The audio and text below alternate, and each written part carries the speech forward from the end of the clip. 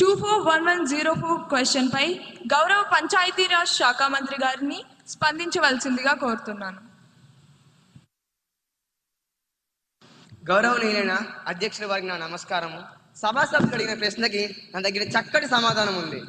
అడవి తల్లి బాట కార్యక్రమంలో ఎంతమంది గిరిజన టోలీలు కవర్ అయ్యాయి? దీనికి నా సమాధానం, గుర్తించిన గిరిజన టోలీలు 250 మంది. అందులో మొదటి దశలో 100 టోలీలను కవర్ చేశాము. రెండవ ప్రశ్న, ఈ కార్యక్రమం కోసం ఇప్పటి వరకు ఎంత వ్యయం జరిగింది? ఇప్పటి వరకు 1000 కోట్ల వ్యయం చేశాం.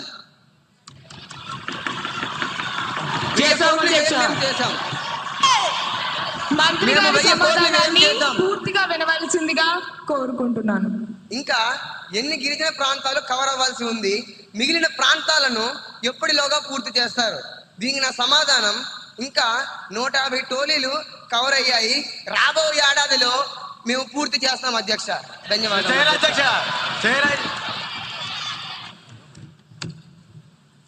గౌరవ ఎమ్మెల్యే కుమారి ఉదయశ్రీ గారిని సప్లిమెంటరీ క్వశ్చన్ అడగడానికి అనుమతినిస్తున్నాను. గౌరవనీయులైన అధ్యక్ష, ముందుగా అవకాశం ఇచ్చినందుకు ధన్యవాదములు. అధ్యక్ష, మంత్రి గారు సమాధానం చెప్పేటప్పుడు గణనీయమైన సంఖ్య అని చెప్పారు, కానీ అంకెల్లోనే స్పష్టత లేకపోతే ఇంకా అభివృద్ధిని ఎలా కొలుస్తాం అధ్యక్ష? మా ఆవేదన ఒక్కటే అధ్యక్ష, గిరిజన టోలీలు ప్రధానంగా గ్రామీణ ప్రాంతాల్లోనే ఉన్నాయి అధ్యక్ష.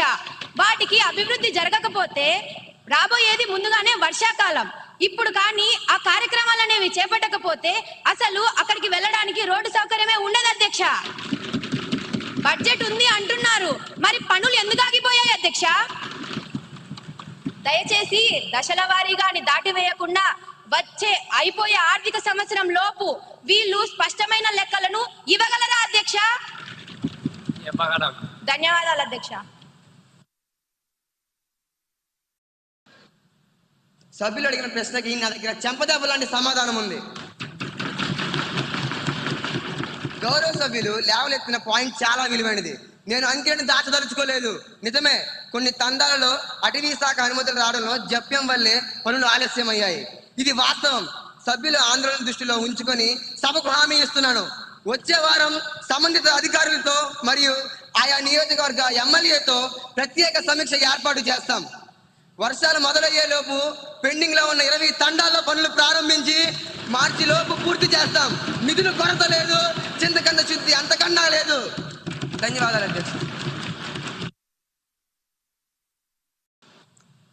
240105 క్వశ్చన్ పై గౌరవ ఎనర్జీ శాఖ మంత్రి గారిని వివరణ ఇవ్వాల్సిందిగా కోరుతున్నాను. గౌరవనీయులైన అధ్యక్ష, నమస్కారం. గౌరవనీయులైన అధ్యక్ష, ప్రతిపక్షం వారు అడిగిన మొదటి ప్రశ్న, ఆంధ్రప్రదేశ్లో మొత్తం విద్యుత్ ఉత్పత్తిలో సౌరశక్తి వాటా ఎంత? అధ్యక్ష, రాష్ట్ర విద్యుత్లో ఉత్పత్తి సౌరశక్తి గణనీయమైన వాటాను ఇస్తుంది అధ్యక్ష. రెండవ ప్రశ్న, గత ఏడాది రాష్ట్రంలో సోలార్ శక్తి సామర్థ్యం ఎంత జోడించబడింది? అధ్యక్ష, గత ఆర్థిక సంవత్సరంలో కొత్త సౌర సామర్థ్యం రాష్ట్ర గ్రిడ్కు సాధించబడింది అధ్యక్ష. మూడవ ప్రశ్న, పిఎం సూర్యఘర్ ఉచిత విద్యుత్ యోజన కింద నగర మరియు గ్రామీణ ప్రాంతాల్లో ఎంతమంది లబ్ధిదారులు నమోదు అయ్యారు అని అడిగారు అధ్యక్ష. ఈ యోజన కింద నగరం మరియు గ్రామీణ ప్రాంతాల్లో అనేక మంది లబ్ధిదారులు నమోదు అయ్యారు అధ్యక్ష. ధన్యవాదాలు. గౌరవ ఎమ్మెల్యే కుమారి డయానా గారిని సప్లిమెంటరీ క్వశ్చన్ అడగడానికి అనుమతినిస్తున్నాను. ధన్యవాదాలు అధ్యక్ష. అధ్యక్ష, మంత్రి గారు చెప్పినట్లు రాష్ట్రంలో సోలార్ కెపాసిటీ పెరగడం సంతోషకరం. పిఎం సూర్యఘర్ పథకం ద్వారా ప్రజలకు ఉచిత విద్యుత్ లభిస్తోంది.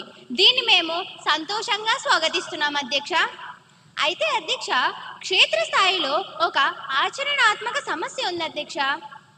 ప్రజలు దరఖాస్తు చేసుకుంటున్నారు, సబ్సిడీ వస్తోంది, కానీ నెట్ మీటరింగ్ బిగించేటప్పుడు డిస్కం అధికారులు నెలల తరబడి సమయం తీసుకుంటున్నారు అధ్యక్ష. ఇదేంటి అధ్యక్ష? పైన ప్యానెల్స్ ఉండి కింద మీటర్లు లేకపోతే విద్యుత్ గ్రిడ్కు వెళ్ళదని వాళ్ళకు తెలియదా అధ్యక్ష? వినియోగదారులకు లాభం రాదని అధ్యక్ష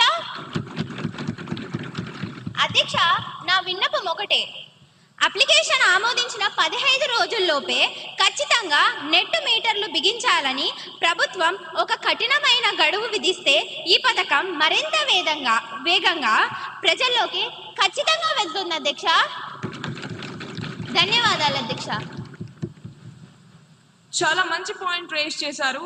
ఇది నిజంగా సామాన్యుడికి ఉపయోగపడే సూచన. రాజకీయాలకు అతీతంగా ఇలాంటి సలహాలు వస్తేనే సభకు గౌరవం. మంత్రి గారు, ఈ విషయంపై మీ స్పందన ఏంటి? అధ్యక్ష, సభ్యులు లేవనెత్తిన అంశంతో నేను పూర్తిగా ఏకీభవిస్తున్నాను. సోలార్ ప్యానెల్స్ బిగించడం ఎంత ముఖ్యమో నెట్ మానిటరింగ్ అంతకన్నా ముఖ్యం అధ్యక్ష. కొన్ని చోట్ల జాప్యం జరుగుతున్న మాట వాస్తవమే. గౌరవ సభ్యుల సూచనను పరిగణలోకి తీసుకొని నేను ఇప్పుడే సభలో హామీ ఇస్తున్నాను అధ్యక్ష. వచ్చే సోమవారం లోపు డిస్కమ్ అధికారులకు స్పష్టమైన ఆదేశాలను జారీ చేస్తాం అధ్యక్ష. ఇకపై దరఖాస్తు చేసుకున్న 2 వారాల్లోపు మీటర్ బిగించకపోతే దానికి సంబంధిత అధికారులపై కఠినమైన చర్యలు తీసుకుంటాం అధ్యక్ష. మంచి సూచన ఇచ్చిన ప్రతిపక్ష నాయకులకు మా ప్రభుత్వం తరపున ధన్యవాదాలు.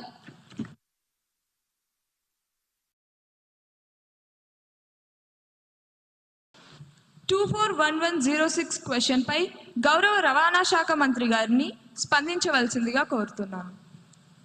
గౌరవనీయులైన సభాధ్యక్షులకు నా హృదయపూర్వక నమస్కారం.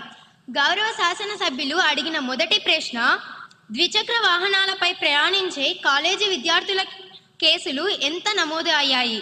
దీనికి నా సమాధానం, ద్విచక్ర వాహనాల ప్రమాదాలకు సంబంధించిన కేసులు విభాగ రికార్డులో ఉన్నాయి.